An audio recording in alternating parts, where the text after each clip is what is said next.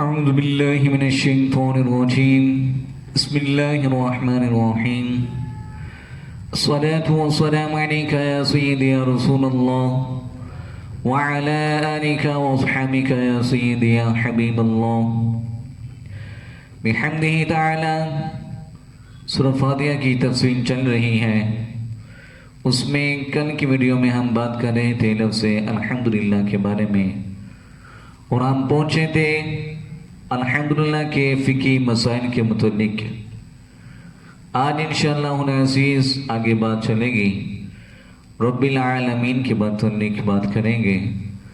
اللہ رب العزت کی بارگاہ میں دعا ہے کہ اللہ تبارک و تعالی صحیح معنوں میں بیان کرنے کی توفیق عطا فرمائے.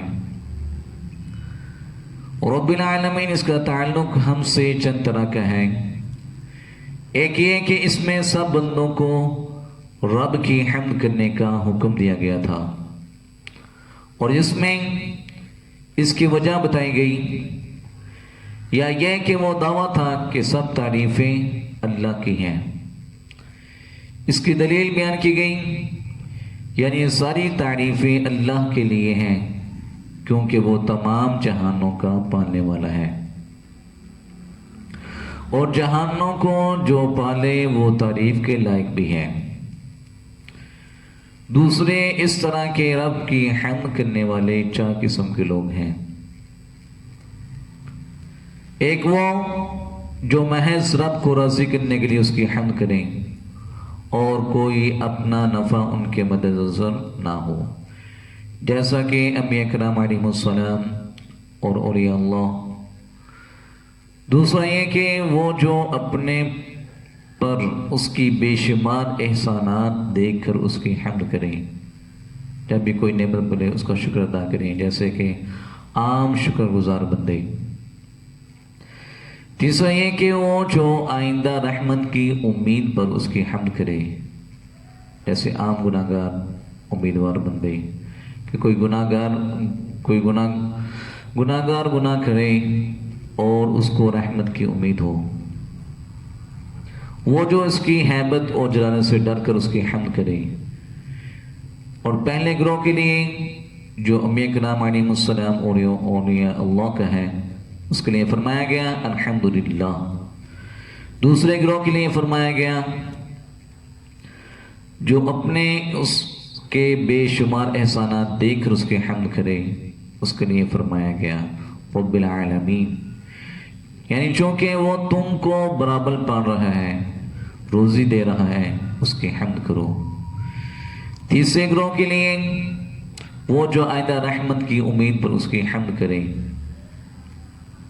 الرحمن الرحیم. اور چوتھے گروہ کے لیے فرمایا گیا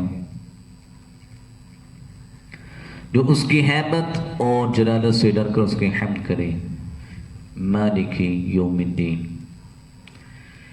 یعنی چونکہ وہ شہنشاہ ہے، ہر طرح تم پر قدرت رکھتا ہے، جیسے کہ اللہ رب العزت کا ارشاد ہے واللہ علی کل شیء قدیر. اور اس سے ڈرو اور اس کی حمد کرو. غرض یہ کہ چاروں جملوں میں نہایت اعلیٰ درجے کا تعلق ہے اور ترتیب بھی کیسی عمدہ ہے کہ حمد کرنے والوں کے مرتبوں کے مطابق ہے. اب اس کی تفصیل کرتے ہیں رب العالمین کی. رب العالمین میں لفظ جو رب ہے یہ تین معنوں میں ہے.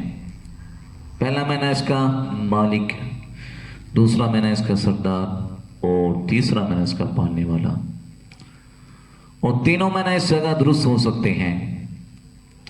پہلا معنی اس کا مالک تو اس لیے کہ سارے جہانوں کا مالک ہونا، ہمیشہ سے مالک ہونا اور ہمیشہ تک مالک رہنا، ہر طرح کا مالک ہونا، حقیقی مالک ہونا، یہ خاص حق تعالیٰ کی ہی صفت ہے.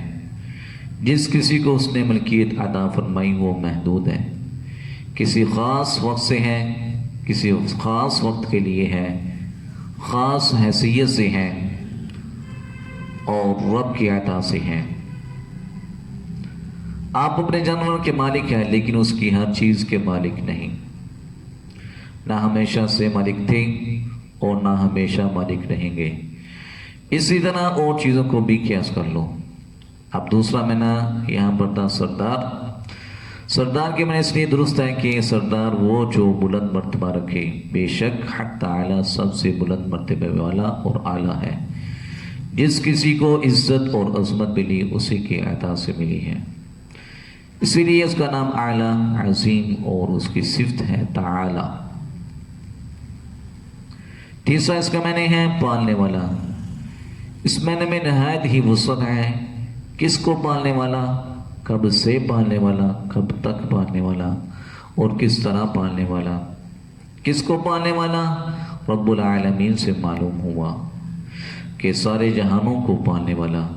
کب سے کب تک پالنے والا بھی اسی سے معلوم ہوا کہ جب سے عالم ہے جب تک رہے گا سارے جہانوں کو پالنے والا. کب سے کب تک پالنے والا بھی اسی سے معلوم ہوا کہ جب سے عالم ہے اور جب تک رہے گا اس کی ربوبیت کی بارش ان پر برستی رہے گی. کسی طرح پالنے والا بھی اسی سے معلوم ہوا. اور تیسرے معنی میں ابھی بات چلتی رہے گی. اللہ رب العزت کے بارگاہ میں دعا ہے کہ اللہ تبارک و تعالی لفظ کے اعتبار سے جو غلطی کوتاہی ہوئی ہے اپنی رحمت بے بہا کے صدقے انہیں معاف فرمائیں. دعاؤں میں یاد رکھیے گا وَمَا عَلَيْنَا إِلَّا الْبَلَاغُ الْمُبِينُ.